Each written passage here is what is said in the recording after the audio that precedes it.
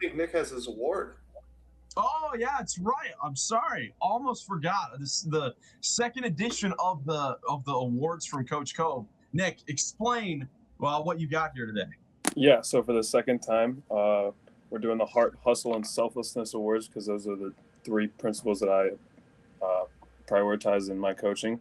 And we're going to highlight guys at the end of the month. So we have a third place, a second place, and a first place award for the month of February. And before we get into it, I'll tell you guys that after I go through each guy, I'll ask if you have anything to say about it, and feel free to jump in. And then also before we start, I wanted to get your thoughts and see if you wanted to pre-nominate anybody that met your criteria for this month. I got someone immediately.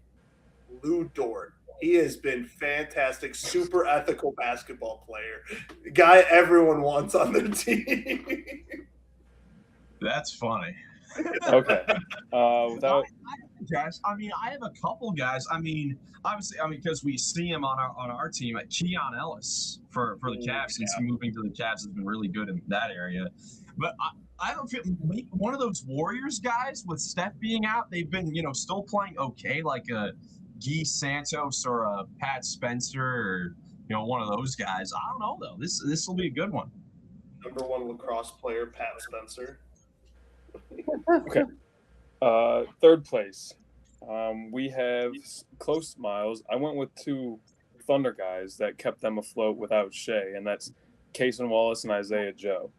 Lou Dort snub. Yeah, Lou Dort snub, right.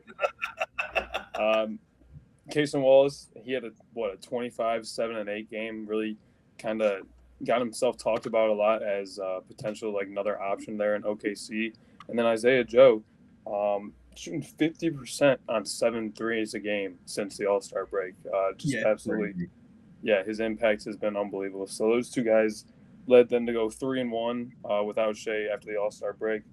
Cason had 15, 6, and 5 splits during that time, and Isaiah Joe had 14 points a game on 50% shooting. So I will say, Isaiah Joe, that game against the Cavs, he literally could not miss. I saw him doing like a step back fadeaway from like 5 to 7 feet behind the 3-point line, and it just like looked like a moonshot, and it was just swish, perfect. Like he could not miss. Yeah, two dangerous guys on a dangerous team, so definitely epitomizing that heart and hustle part of the Heart, Hustle, Selflessness Award. Next up, we have Peyton Pritchard of the Boston Celtics, who got moved to the bench towards like the beginning of the month or so, like pretty recently, changed his role there in Boston. And man, 19, 4, and 6 in the month of February on 44% three-point shooting. The Celtics were 9-2 in that month, and he played all 11 games. So it was hard for me not to put him as the winner of this award, but there was one guy ahead of him. And when you go on an 11-game win streak and you're the best player on your team and you set the tone for the All-Star game and really make it the real reason why it was worth watching, like those are the biggest reasons I put Vic as a top dog for this month.